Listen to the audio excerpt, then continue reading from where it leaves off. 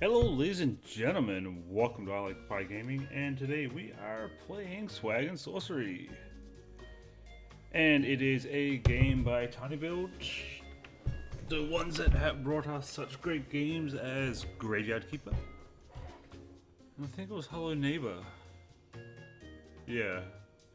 Anyway, and so the basic premise of this game is something happens to the king, and you have to go and find his crown. Standard adventure stuff. Now, there are a couple of issues with the game. Like, there's a lot good with the game, but there are some issues with the game. If you don't like games that are basically idle games, and this game isn't for you.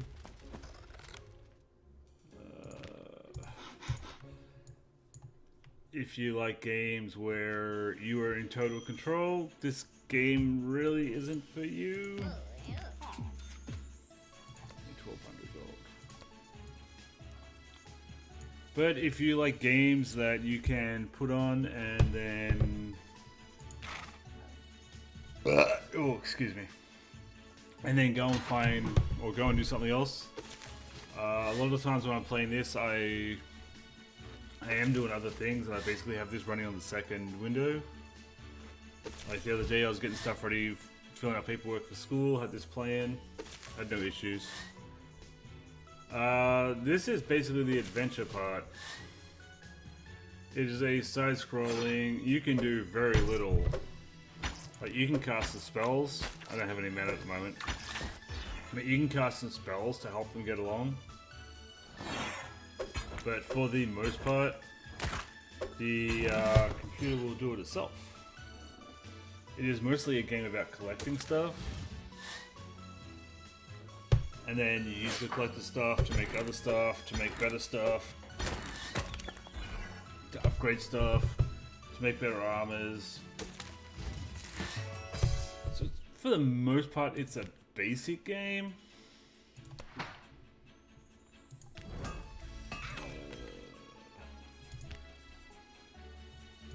I need coast down already.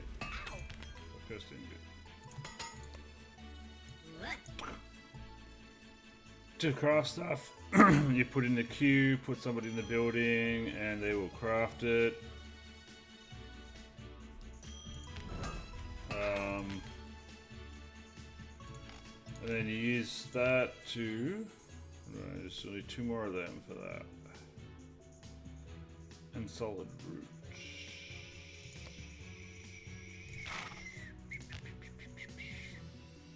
Solid root.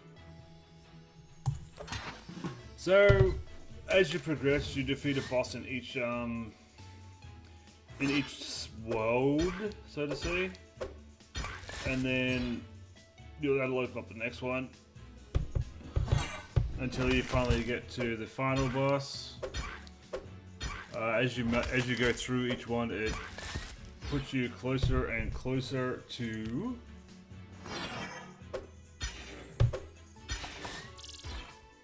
getting to that boss. Like, I think it's like between 2 and 4% each run, and you got to get all the way to 100%. Now, there's this little bag up here, and you can move it around. But if you retreat early using this button, only what's in the bag will go with you. But if you complete the total run, everything will go with you. I didn't even get what I wanted.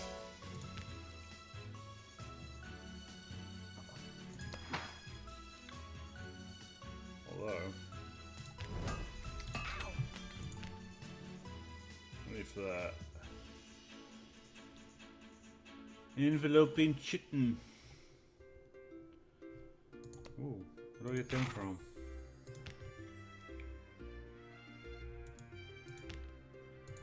Titanium, chitin.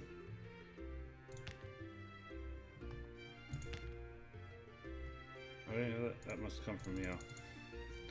This one here is the final boss fight.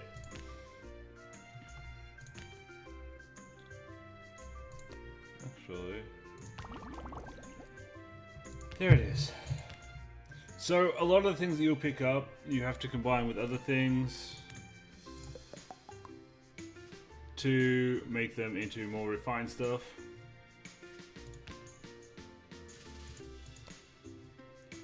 Which can be a pain in the keister. How many of them do I need? There's 6 of them.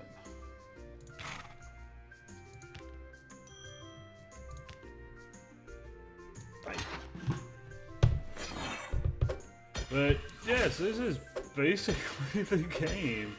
It is go on adventure, find some stuff, refine some stuff to make better stuff, upgrade your fighters to get to the next level. Alright, it's not a bad game. Oh, excuse me. I've played better games. Yeah, that's it. If you just want something you can sit here and vegetate with, it's a good game. I mean, it is a beautiful game. It is beautiful and artsy and... Oh,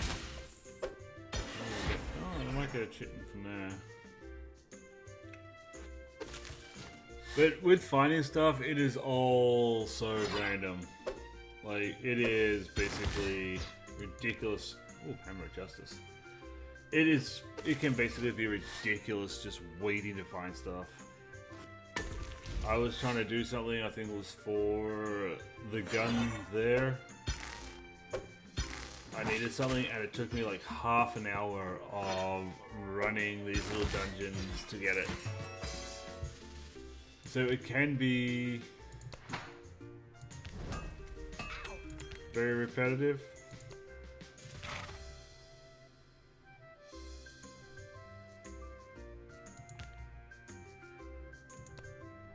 Very good.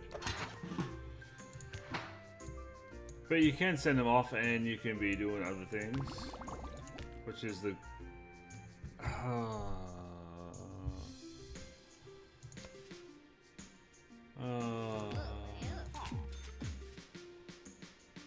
I can upgrade that.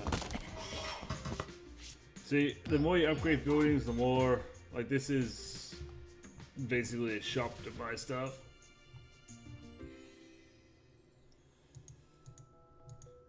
Which, once again, you buy stuff and you...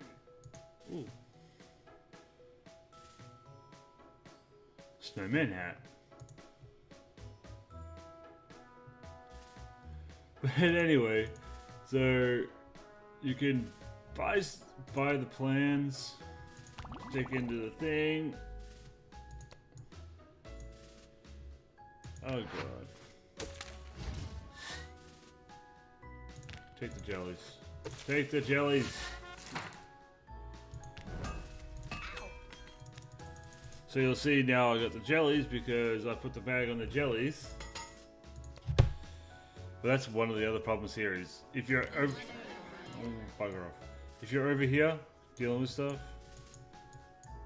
you can't really see what goes on there, but you can basically have nine adventurers going at once. But as you can see, it's not exactly cheap to hire a new character. But if you do things like this, these sell for like 3,000 a piece or something, if they're good.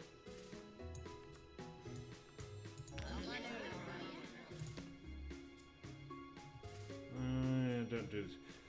There's these competitions that come up as well, and it's like, I got no idea how they work. So I'll just like randomly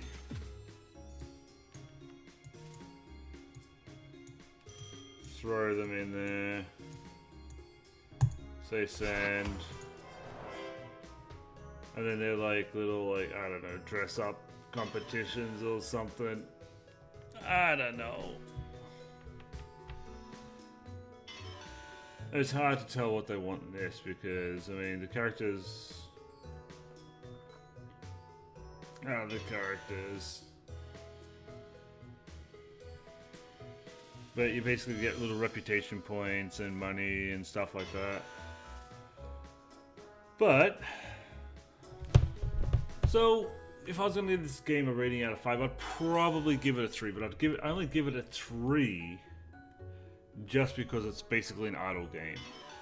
If it wasn't basically an idle game, it would probably be a 4.5. Because it is pretty fun, it is pretty relaxing. It's not too toxic. Oh, I got copper ore and gold. I got second place.